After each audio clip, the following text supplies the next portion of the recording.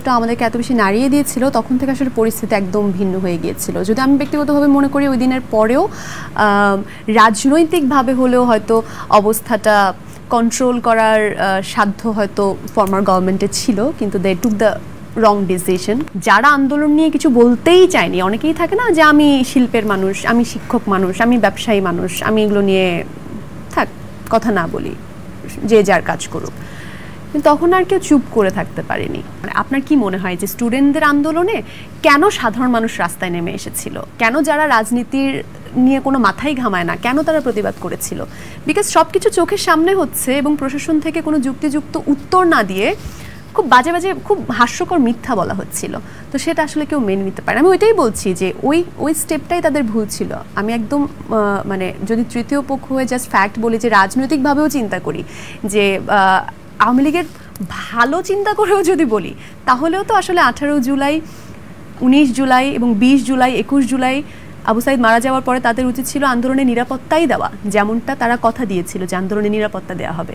এবং 18 জুলাই পুলিশকে কোনো একটা শাস্তি দিতেন, 19 জুলাই আবু সাইদের পরিবারের সাথে দেখা করতেন, 21 জুলাই কোটা মেনে নিতেন, এবং এই পর্যন্ত 18, 19, 20, 21 পর্যন্ত যারা আন্দোলন করবে তাদেরকে বাধা দিতেন না, পুলিশ পাহারা দিত, পুলিশ গুলি করতো না, তাহলে তো এই কাণ্ডটা ঘটে না।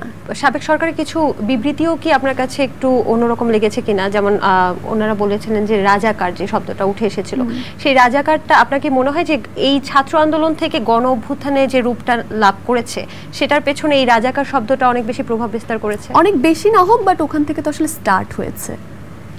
মানে ওখান থেকেই তো আসলে অনেক ওই যে থাকে না আগুনের স্ফুলিঙ্গ ছড়িয়ে পড়েছে আর কি। আমরা সেই কথাতে ছিলাম যে ওই আপনাকে ফোন দিয়ে কিছু মানুষ আসলে খুব হুমকি ধামকি দিচ্ছিল, এই বিষয়টা যদি একটু বলতেন।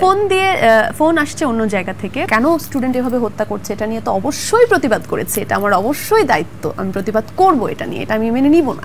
কাজ হারানোর ভয় ছিল না আপনার? অবশ্যই না, মানে কাজ হারানোর ভয় এখানে কোত্থেকে থাকবে? এটা আমাকে অনেকে বলেছে, আমাকে আমার যারা শুভাকাঙ্ক্ষী, আমার ফ্যামিলি, কারণ তখন তো আসলে কেউ জানে না কি হবে, যে দেখো এসব করার দরকার নাই, কখন কি হবে, তোমাকে তো চিনে ভালো মতো, তো তোমাকে ভালো বেশি টার্গেট করে ফেলবে, রাস্তায় 100 জন নামলেও তো দুদিন পর ওদিকে চিনবে না, তোমাকে তো চিনে রাখবে, নিজের কথা ভেবো না, পরিবার, অনেক কথা বলেছে, তোমার কাজ চলে যেতে পারে।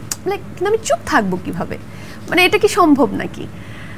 তো আমি তো খারাপ কিছু বলছি না, এরকম একটা ব্যাপার। তো ওই সময়টা আসলে অনেকে নিতে পারে, দেখেছে যে আমি তো আসলে অনেক শো করি, তো তাদের কাছে ওই যে চিনে, তো অনেকে আমার স্টেটাস, আমার ছবি নিজেদের মতো করে বিকৃত করে সেটা মেসেঞ্জারে চালাচালি করেছে, পার্সোনালি হোয়াটসঅ্যাপে আমার ছবি পাঠিয়েছে, মানে আমাকে চিনিয়ে দিচ্ছে সবার কাছে, এবং সেটা একদম রুট লেভেলের কর্মীরা যারা দলীয় তারা করছিল। তো এর মধ্যেও তো অনেকে আসলে পরিচিত থাকে, হয়তো আমাকে চিনে, আমার ভালো চায়, আমার কাছে ফোন এসছে যে নীল তুমি একটু করো, মানে তোমাকে কিন্তু মেসেঞ্জার গ্রুপে দেয়া হয়েছিল আপনার ছবি? আমি তো সেটা জানি না, আমার কাছে স্ক্রিনশট আছে বা কিছু দলীয় থাকে না হয়তো ইউনিভার্সিটিতে, আমি তো অত ভালোভাবে ওদেরকে চিনি না, ওরা আমাকে চিনে। কি উদ্দেশ্যে দেওয়া হয়েছিল ছবিগুলো? যে লুক শি ইজ নীল হুরে জাহান, সে এরকম কথা বলছে সরকারের বিরুদ্ধে, এটা সেটা, সে মানে খুবই অ্যাবসার্ড কথাবার্তা, মানে যেটা হয় আর কি, আপনার বিরুদ্ধে ব্যবস্থা নেওয়া হবে, হ্যাঁ আমার বিরুদ্ধে কেন ব্যবস্থা নেওয়া হচ্ছে না, এই ধরনের কথাবার্তা, এবং খুবই অ্যাগ্রেসিভ। রাষ্ট্র সংস্কারের দায়িত্বের জন্য একদম সবার, এবং বিগত যে সিলেটের বন্যা আমরা দেখেছিলাম সেখানেও কিন্তু এত সর্বস্তরের মানুষের ঝাঁপিয়ে পড়ার বিষয়টা আসেনি, এবার যতটা বেশি দেখা গেছে, তাই না? আচ্ছা আচ্ছা। এবং এবারে বন্যাটাও খুব ভয়াবহ ছিল, কারণ সাধারণত ফেনীতে কখনো বন্যা হয় না, আমার তো জন্ম বেড়ে ওঠা সেখানে, কখনোই এই পরিস্থিতি হয় না এবারই, এবং সেটা এত বাজেভাবে হয়েছে, যেখানে ফেনী মেইন পয়েন্ট, যেটা ফেনী তো একটা টাউন, মানে একটা জেলা শহর, সেখানে একতলা পর্যন্ত পানি উঠে গেছে, তার মানে গ্রামের দিকের দুর্দশার কথা মানে চিন্তাও করা যায় না।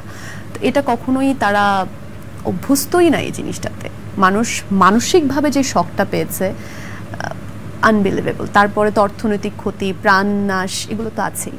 ফেনীতে জন্ম বলেই কি বানভাসীদের সাহায্য করার জন্য এই দৌড়ে গেলেন, নাকি আসলে হতে পারে, এটা বলে ভুল হবে না, হয়তো ওখানে আমার জন্মস্থান বলেই আমার হয়তো টানটা একটু বেশি কাজ করেছে, কারণ আমি তো ওই জায়গাটা আমি দেখতে পাচ্ছি ছবি, এখন যেই ছবিটা আমি দেখছি পানিতে ডুবে আছে, ওই জায়গায় তো আমি হেঁটেছি, খেলেছি, তো অবশ্যই আমার টানটা একটু বেশি কাজ করেছে আমার নিজ থেকে। আমি এর আগেও তো যে কোনো বন্যায় হয়তো নিজের যতটুকু সাধ্য সামর্থ্য আছে আমি বিভিন্ন জায়গায় আমি সাহায্য করি, সেটা মানে বলার কিছু নেই, কিন্তু ফেনীতে আমি করেছি প্রথম থেকে, আমি আমার যতটুকু সামর্থ্য হয়েছে আমি দিয়েছি, কিন্তু একটা সময় পরে গিয়ে নিজে যাওয়ার যে টানটা সেটা আমি অনুভব করেছি যে আমি নিজে যাব, আমি নিজে গিয়েছি। আপনি একটা স্ট্যাটাস দিয়েছিলেন সেই সময়টা যখন বন্যা একদম তুমুল আকার ধারণ করে, বলেছেন যে আপনার পরিবারের মানুষও নাকি আটকা পড়েছিল। হ্যাঁ, একটু বলবেন? কারোর সাথেই কথা হয়নি, মানে তুমি চিন্তা করতে পারবে না এত দুঃসহ একটা অবস্থা যে একটা জায়গায় কোনো ইন্টারনেট, ইলেকট্রিসিটি কিচ্ছু নাই, কিন্তু তুমি চিন্তা করতে পারো তুমি ঘরের মধ্যে